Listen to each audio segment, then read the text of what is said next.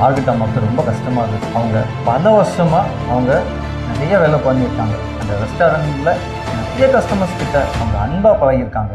ஆனால் அவங்க பழகின இல்லை ஒரு நபர் கூட அவங்க எப்படி இருக்காங்க, அவங்க காணோமே அப்படின்லாம் யாருமே அவங்கள பற்றி கொஞ்சம் கூட நினச்சி கூட பார்க்கலையே அப்படின்னு ரொம்ப கவலையோட இந்த மார்க்கெட் அம்மா ரொம்ப சோர்ந்து போய் படுத்திருக்காங்க. இந்த வியாதியோட வலி அவங்களுக்கு வலிச்சுதோ இல்லையோ, தன்னை யாருமே பார்க்கலையே, என்னை யாருமே நினைச்சு கூட பார்க்கலையே அப்படிங்கிற ஒரு வலியிலையும் வேதனையிலும் தான் அந்த அம்மா ரொம்ப அதிகமா கஷ்டப்பட்டுட்டே இருக்கிறாங்க. The pain you go through today will become your testimony tomorrow. இன்னைக்கு ஒருவேளை இந்த கேன்சர் பயணத்துல நீங்க வலிகளை அனுபவிக்கலாம்.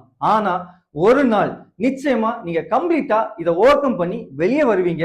இது எல்லாமே ஒரு நல்ல சாட்சியா இந்த உலகத்துக்கே, இந்த சொசைட்டிக்கே மாறும். நீங்க அப்படி ஒரு லிவிங் டெஸ்டிமனியா நிச்சயமா இருப்பீங்க. கேன்சர் நம்ம வாழ்க்கையில ஒரு சோதனை காலம் தான்.